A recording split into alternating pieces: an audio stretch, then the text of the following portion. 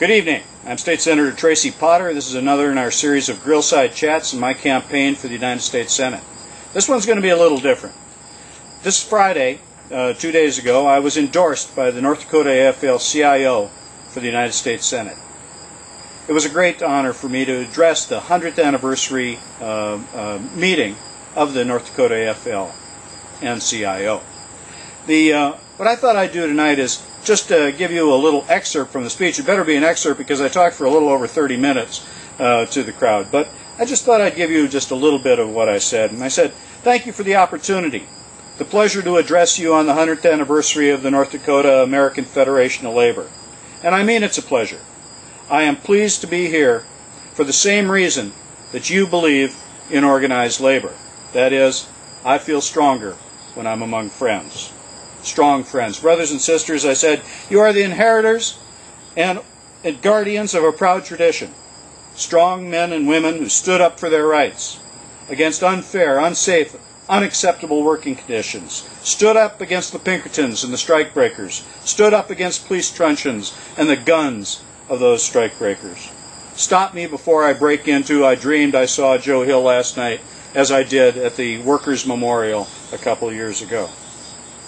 Working People United ended an era of children working in the mines and mills, ended the 12 and 16-hour days for a dime an hour.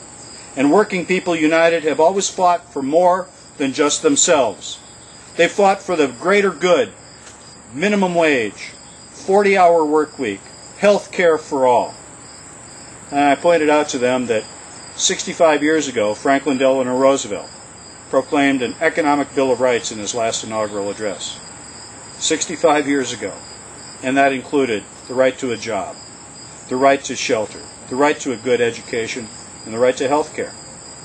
And here we are, 65 years later, we just passed health care, sort of, and we're moving along.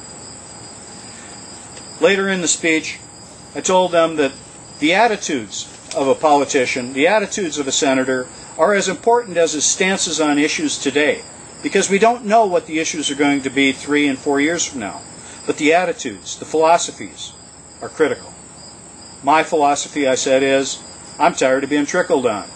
Trickle-down economics does not work. It's been proven to not work. It's not good for the greater majority of people. It might be fine for those on top. It doesn't work for those that are being trickled on. Instead, I believe in bubble-up economics because it is labor, the middle class, small business. That's what creates real economic growth and real jobs. As I left the podium to a pretty good hand, someone stood in the audience and moved that the AFL-CIO endorsed me for that position.